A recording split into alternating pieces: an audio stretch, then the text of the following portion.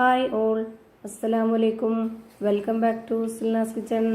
ഇന്നത്തെ റെസിപ്പി നല്ല ഒരു വെറൈറ്റി ടേസ്റ്റി ആയിട്ടുള്ള അടിപൊളി ഈവനിങ് സ്നാക്സിൻ്റെ റെസിപ്പിയാണ്.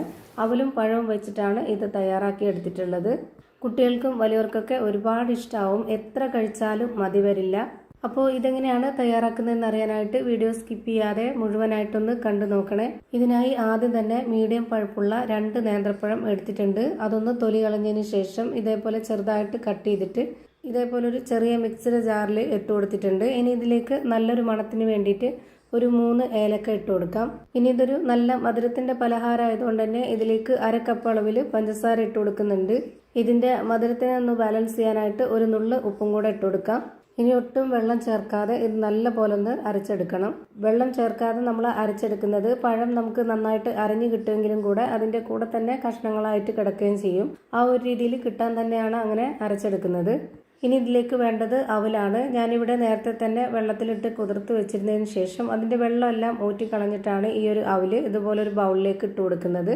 ഞാൻ ചെറിയ സൈസിലുള്ള വെള്ള അവലാണ് എടുത്തിട്ടുള്ളത്. ഏത് അവലായിരുന്നാലും കുഴപ്പമൊന്നുമില്ല.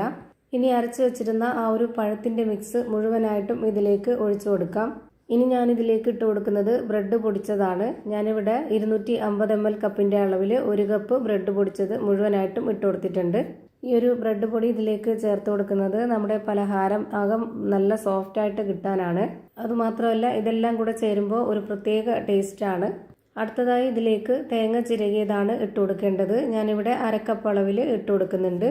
ഇനി ഇതിലേക്ക് ഇട്ട് കൊടുക്കേണ്ടത് വറുത്ത അരിപ്പൊടിയാണ്. അതും 1/2 കപ്പ് അളവിൽ എടുത്തിട്ടുണ്ട്. അത് മുഴുവനായിട്ടും ഇതിലേക്ക് ഇട്ട് കൊടുക്കാം. ഈ ഒരു അരിപ്പൊടി ഇട്ട് കൊടുക്കുമ്പോൾ നമ്മുടെ പലഹാരത്തിന്റെ പുറം ഭാഗം നല്ല ക്രിസ്പി ആയിട്ട് കിട്ടും. ഇനി ഇതിലേക്ക് നല്ലൊരു മണത്തിനും ടേസ്റ്റിനൊക്കെ വേണ്ടിയിട്ട് ഞാൻ ഇതിലേക്ക് വെളുത്ത എള്ളും കറുത്ത എള്ളുമാണ് ഇട്ട് കൊടുക്കുന്നത്. ഒരു 1/4 സ്പൂൺ അളവിൽ ഇട്ട് കൊടുത്തിട്ടുണ്ട്. എന്നിട്ട് ഇതുപോലെ നന്നായിട്ടൊന്ന് കുഴച്ചിട്ടെടുക്കാം.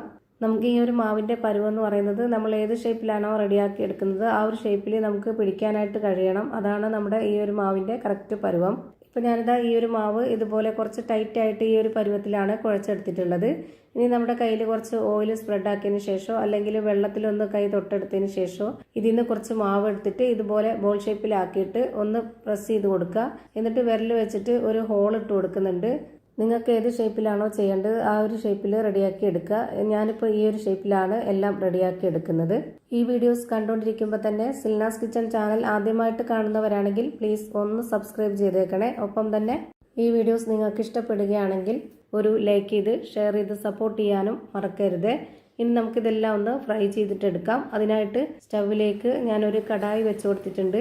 അതിലേക്ക് കുറച്ച് ഓയിൽ ഒഴിച്ചു കൊടുത്തതിന് ശേഷം ഓയിൽ നന്നായിട്ടൊന്ന് ചൂടായിട്ട് വരുമ്പോൾ ഒരു മീഡിയം ടു ലോ ഫ്ലെയിമിന്റെ ഇടയ്ക്കുള്ള ഫ്ലെയിമിൽ വെച്ച് കൊടുത്തിട്ടുണ്ട്. ഇതിന്റെ അകമൊക്കെ നന്നായിട്ട് വെന്ത് വരാനുള്ളതാണ്. അപ്പോൾ ഒരുപാട് ഫ്ലെയിം കൂടിക്കഴിഞ്ഞാൽ പെട്ടെന്ന് കരിഞ്ഞു പോവും. പുറം ഭാഗം വേഗം കരിഞ്ഞിട്ട് അകം വേവാതാവും. അപ്പം അങ്ങനെ വരാതിരിക്കാൻ ആ ഒരു ഫ്ലെയിമിൽ വെച്ചിട്ട് വേണം നമ്മളിത് വേവിച്ചെടുക്കാനായിട്ട്.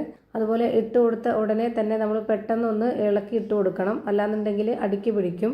ഞാനിപ്പോൾ ഇവിടെ തിരിച്ചും മറിച്ചൊക്കെ ഇട്ട് കൊടുത്ത് നന്നായിട്ട് വേവിച്ചെടുത്തിട്ടുണ്ട്. ഇനി നമുക്കിത് എണ്ണയിൽ നിന്ന് കോരി മാറ്റാം. ഒട്ടും എണ്ണ കുടിക്കാത്ത നല്ല ടേസ്റ്റി ആയിട്ടുള്ള നല്ലൊരു വെറൈറ്റി പലഹാരത്തിന്റെ റെസിപ്പിയാണ്. എന്തായാലും ഒന്ന് ട്രൈ ചെയ്ത് നോക്കണം. എല്ലാവർക്കും ഇഷ്ടാവുകയും ചെയ്യും. അതുപോലെ തന്നെ നോമ്പ് ടൈമിലും അല്ലാത്തപ്പോഴൊക്കെ ട്രൈ ചെയ്യാൻ പറ്റിയിട്ടുള്ള ഒരു അടിപൊളി ഐറ്റമാണ്. ഇതിൻ്റെ അകം എങ്ങനെയാണ് ഇരിക്കുന്നതെന്ന് അറിയാനായിട്ട് ഇതൊന്ന് പൊട്ടിച്ച് കാണിക്കുന്നുണ്ട്. അപ്പോൾ ഇത്രയേ ഉള്ളൂ ഇന്നത്തെ വീഡിയോ ഇഷ്ടമായാൽ ലൈക്ക് ചെയ്യാനും കമൻറ്റ് ചെയ്യാനും ഷെയർ ചെയ്യാനും മറക്കരുത്. അതുപോലെ തന്നെ ഞാനിടുന്ന പുതിയ വീഡിയോസ് നോട്ടിഫിക്കേഷനായിട്ട് കിട്ടുന്നതിന് വേണ്ടി സബ്സ്ക്രൈബ് ചെയ്ത് ബെല്ലൈക്കൺ അമർത്തി അതിൽ ഓൾ എന്ന ഓപ്ഷൻ എനേബിൾ ചെയ്ത് കൊടുക്കാനും മറക്കരുത്. പുതിയൊരു വീഡിയോയുമായി വീണ്ടും വരും. Thank you for watching.